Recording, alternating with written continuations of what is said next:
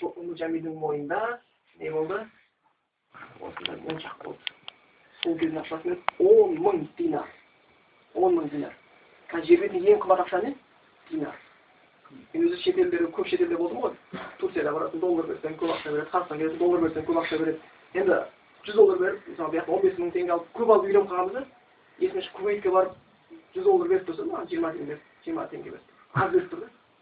Бірінші де не болды деп былай что-то бір түрлі болып қалады.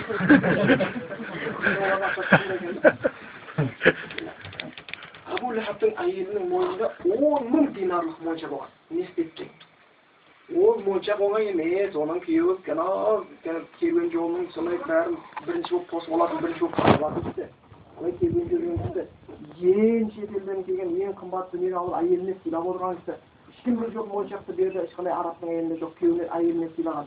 Сол күйеуі сыйлаған моншақты алды да Умму Жәмил айтты, мен бұны деді, сатып деді, елдің бәрін алатын болды. Сатып деді, осыдан түскен ақшаның бәрін пайғамбарға деген дұшпандық үшін жұмсайын деді.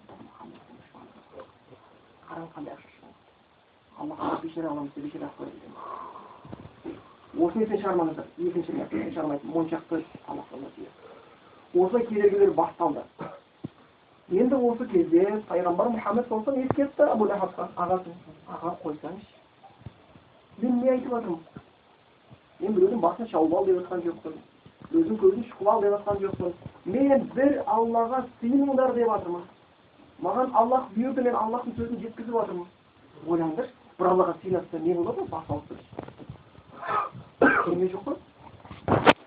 Мен біз біреудің жаңағы арақ ішіп кетіп жатыр ма, яки болмаса жаңағы жалаңаш жүр ма, көше ештеңе деп жатқан жоқпыз ғой, дұрыс па? Енді біреу орамал тақса неге тиіседі?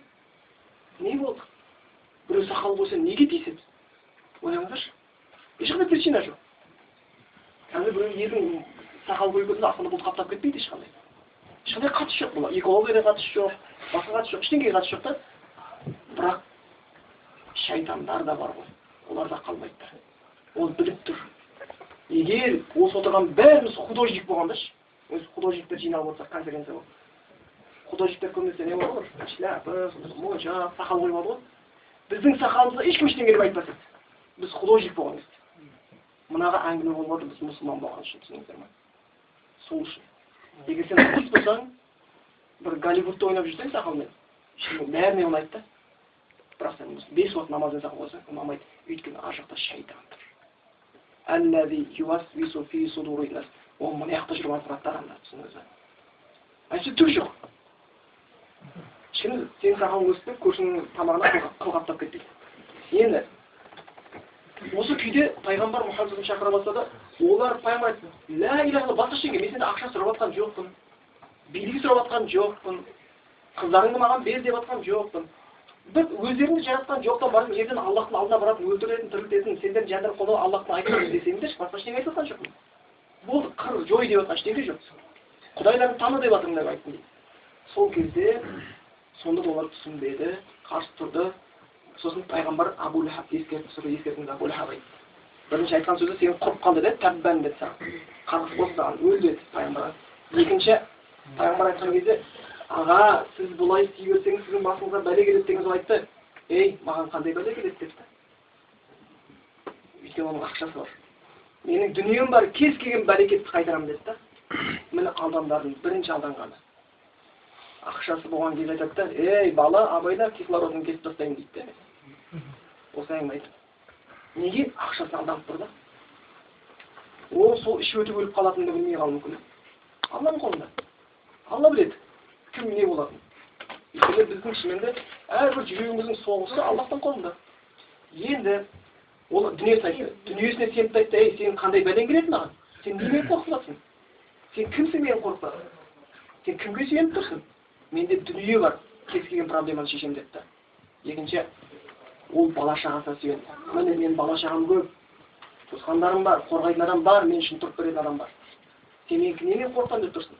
Абай айтса, сен кімсің? Сен қорған жоқ, уже кедейлерді етіп алып, сен не деймін маған қорқытып алсың деген сияқты әңгіме айтты. Үшінші ақтай деді, беделінде сеніпті. Осылай болды. Енді бұл сөз ол пайғамбарға айтады және өзі айтады. Елдің бәрі айтпайды ғой.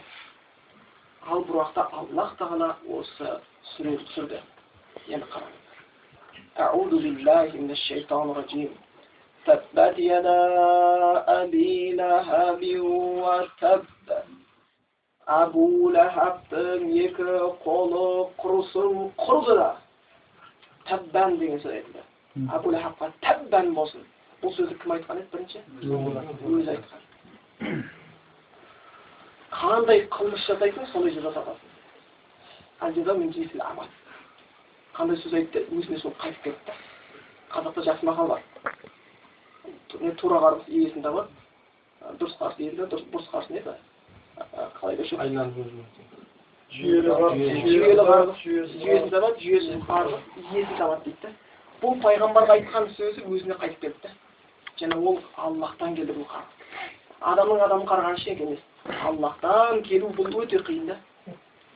Абу Лахабтың екі қолысында кейін не деді? Ма агна анху малуху ва ма касаба. Оның жиған мал дүниесі, оның бүкіл беделі, авторитеті, бала шағасы оған жәрдем болуға жарамады дейді. Көмектеспейді. Абу Лахаб тірі бұл сөзі аятты соққан кезде. Қараңыз. Осы және қорқатын нәрсе бар да. Өте қорқынышты нәрсе. Егер Абу Лахаб осы аятты сөйлеген сөз, Абу Лахаб бітті иман келтірмейді деген сөз түсініңіздер ме? Бітті иман келтірмейді деген сөз. Бұл Құранда бүкіл шешілді ме, тозаққа түсті бітті, жоқ қайта өзгермейді. Бұл заң. Хатамаллаху аля қулубихим. Айтады Құранда, саламун алейхим анзарнам тузла имнун. Оларды уағызда иман келтірмейді екен, Аллах хатамалар жүректерін бекітті. Bir адамдар болады. Аллах оған бір рет мүмкіндік береді дінге келуге. Екі рет мүмкіндік береді дінге. Мүмкін осындай тойдың үстіне уағыз естіртетін шығар. Келтірмейді. Баласы өледі. Тәубе қылсын деп келмейді. Дүниеге баласы келеді. Қызықшылық болады. Ауырады, үйтеді деп. Bir адамға Аллах мыңдаған мүмкіндік береді, Құдайына тәубе қылып қайтсын депші.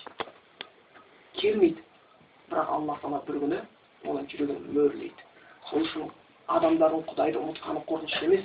Құдайдың оны ұмытып кетсе, сол қорқынышты Құдайдың ұмытқанын тастап қойған. Құдайға керек емес. Егер бір Аллах Тағала бір адамға мың мүмкіндік жасады дінге келуге, молданы жолықтырды, телевизордан бір жақсы хабар естіртті, үйіне ойламаған жерден бір Құран кітабы келіп түсті, ол мың рет кіріп шықты, мынау Құдайдың сөзі бір рет внимание беру керек еді. Не кітап деп. Оған өлім келді, неше түрлі соқ, соның бәрін көз соқыр сияқты өте берді, Аллах бір аса жүрегін бөлді. Одан кейін егер 124 мың пайғамбар тіріліп келіп уағыз айтса да, ол иман келтірмейді. Өйткені Құдайға жақпай қалды болды. Адамға жаққан ешкім пайдасы жоқ. Содан бұл Абу Лахабқа бұл тірі, бұл сүре түс деген сөз, Абу Лахаб бітті дозақ деген сөз, иман келтірмейді деген сөз, ол уағыз айтып пайдасы жоқ. Оның мал мүлкі, беделі, бала шағасы оған жәрдем бермейді дейді. Кетіп, ол алаулаған отқа түсіп, наран отқа, ләхат бұған отқа түсіп дейді. Оның аты кім еді? Абу Лахаб. Ұқсас па? Ләхат. Оның шын аты Абдул Узза. Бірақ ол Абу Лахаб деген атын тағылған. Араб тілінде ләхат деген алауды айтады. Оттан алау шығып тұрады ғой. Ол адам сондай көрікті кісі болған, беті алаулап тұратын болғанда, сол елдің бәрі Абу Лахаб деп кеткен да. Сондай беті нұр болып жанып тұрған, алаулап тұрған бір адам деп айтты да. Қараң. Тозақта сол алаулап тұрған жақсы Құдайдың берген нұрыменен енді тозақтың алаулап беті күйіп қап-қара болатын болды. Қандай Құдайдың нығмет берді, сол нығметті түсінбеді ма, бетіне қан жүргізіп қойған. Енді сол нығметтің жазасын тағалап тозақта беті қарайып күйеді. Тозақтағы беттің қарайғаны ең жаман бетті. Тозаққа күйеді. Саясына нарында дәләқ, ол сондай алаулаған отқа түседі депті Абу Лахаб. Енді айтса,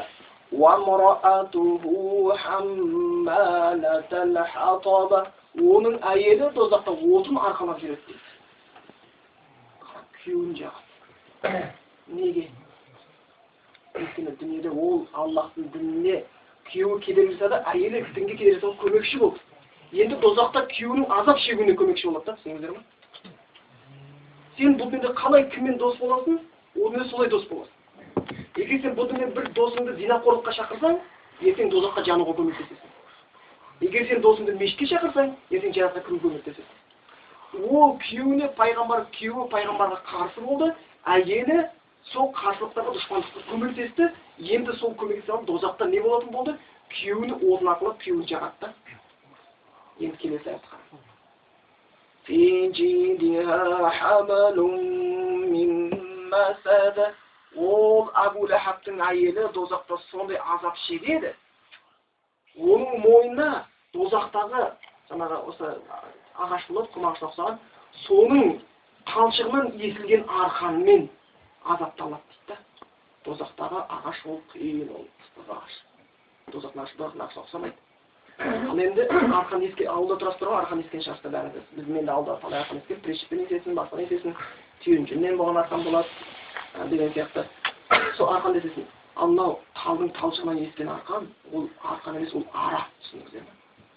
Сол талшығынан ессең, одан кейін екі шетінен бүйтсең, ағаш арман болады. Мойында сондай азаппен азапталады дейді. Мойны қырылып түсетіндей болады. Ол дозақтағы. Енді сұрақ, неге оның мойнына сондай азап, жаңағы дозақтағы ағаштың талшығынан өлген арқан сап азапталды? Не үшін? Ол мойындағы моншағын Аллахтың дінін тоқтатамын деп жұмсады. Қалай тірліктеді, солай жазады. Қалай тірліктеді, солай жазады. Осы аят түсті, бұл мұғжиза аят. Бұл алдын ала болатын. Адамдар көздерімен көрді Абу Лахабтың шірік өлгенін. Абу Лахаб өлмей жатып өзінің баласының арыстан талап өлгенін көрді. Беделі қалмады. Түк те қалмады. Дүниесі көмектеспеді. Беделі көмектеспеді. Бала шағасы көмектеспеді. Азап келді. Қырылды. Құдайдан келген нәрсені ешкім тоқтата алмайды. Адамнан келген азапты қайтаруға болады, 40 жыл 40 болса да өлмейді деген. Аллахтан келген азаптан құтылу жоқ. Сол үшін Құдайдан қорқу керек. Сол үшін Құдайдан қорқу керек. Аллахты ренжітіп қорқу керек. Сол үшін пайғамбар Валлахи, Аллах ант дейді. Инни ла астағфируллаха фил яуми ва атубу илей. Аксар мин 70 мара. Аллах ант дейді, мен күнде дейді, 70-тен астам дейді, кешірім сұраймын Құдайдан және тәубе жасаймын дейді. Пайғамбарда қандай күнә бар дейді. Ал сол үшін біз істеген күнәміз ол бізге азап шақыруы мүмкін. Сол үшін Құдайдан кешірім сұрап жүруіміз керек. Біздің намазымыз бізді азаптан құтқарып жүрген. Шай жібереді. Сол үшін кәпірлер жүреді, Аллах не азабын бірден береді, яки болмаса кешіктіреді. Аллах Құранда айтады: "Уала яғурраннака тақаллубул лазина кафару фил билад." Құдайға сенбей қарсы келгендердің қала кезіп жүргені сені алдамасын дейді. Матаун қалил. Аз ғана пайдалану, одан кейін баратын жер тозақ дейді. Намаз оқымағаннан бір рахат күй кешіп деп ойламаңыздар. Намаз оқымағаннан сырты әдемі болғанмен сырты іші түтін. Талайын білем. Талай адамдар маған келген. Аты жөндерін атаймайтын талай адамдар бар. Кәдімгі үлкен қызмет жүрген бір баласы бір рет машинамен адам қағып өлтіріп кетті. Оның беделі бар, ақшасы бар, сол баласын адамның өзі кінәлі қылып түрмеден құтқарып алды. Екінші рет біреу ресторанда отырған кезде біреуді пышақтап көзін ағызып жіберді, тағы да құтқарып алды. Үшінші рет наркотикпен таластырып біреуді өлтірді, тағы да құтқарып алды. Төртінші рет тағы бір істеген кезде әкесі ашуланып түрмеден баласын өзі апарып салды да сол үлкен қызметкер адам баласы. Сыртына қарасаң, олар джип мініп жүр. Олар коттеджде тұрып жатыр. Олардың киімі, олардың несін, мен мешітте отырған, мешітте тұрған жаңа кісілер машинамен келіп джиппенен. Түскен кезде мешіттегілерден машина жаңадан кемер қарап, оны пәленше ғой пәленше, машинасы, бұның машинасы осындай, маркасы осындай, бұның рөлі былай бұрылады деп. Әйел түсті. Күн салқын келеді, үстіне киімін көрсең. Оның әйелі ең сұлу әйел сияқты екен, бүкіл ең қымбат бойлар жағат бойлар. Келді мешітке. Елдің бәрі Құран оқуға келеді деді.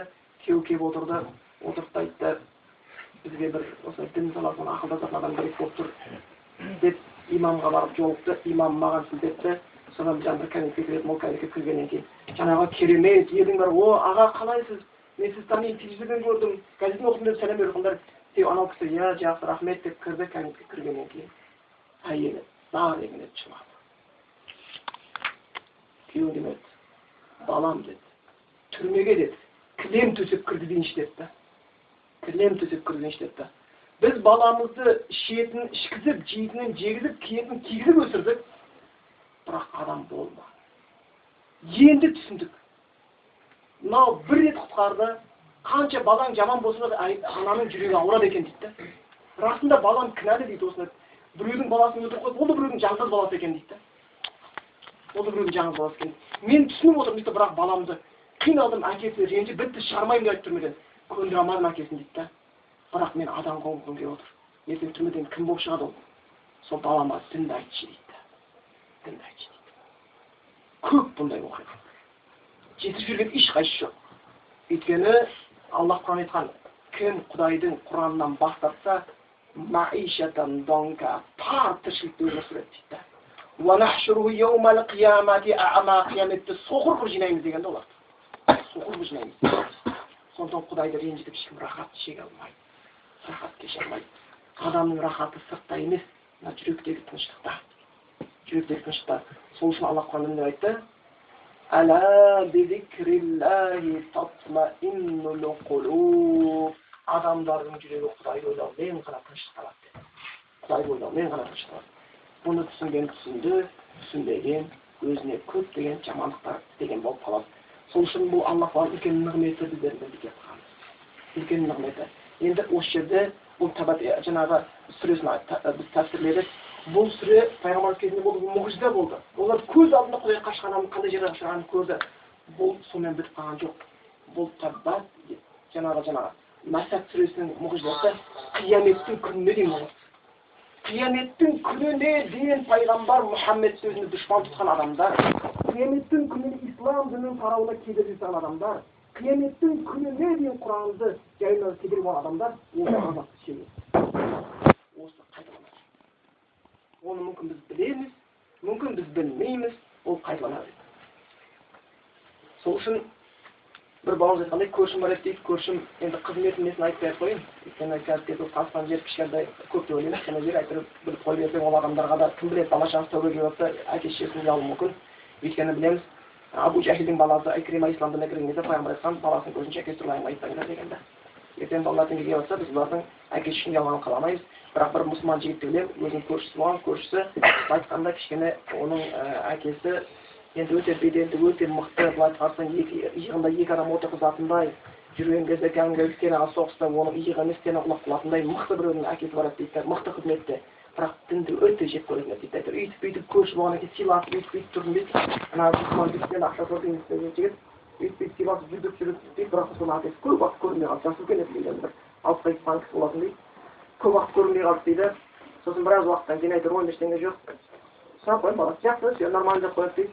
Кейіннен кейін дейді, бір күні үйіне бір шаруамен кіріп қалсам дейді, бір кресло тұр, креслода бір кішкентай мүжіп қалған біреу отыр дейді. Мен қарап, біреуге ұқсайды, танымай, орнына қарасам, это мой отец деп айтады. Дүрлей қалған дейді. Мен Құдай тағала кептіріп жіберемін дейді. Қиын емес қана. Не ол Аллахқа бір нәрсе қиын болып па? Сол үшін адам өзіне сұрақ қою керек. Мен кіммен дұшпан болып жатырмын? Құдаймен ба, адаммен ба?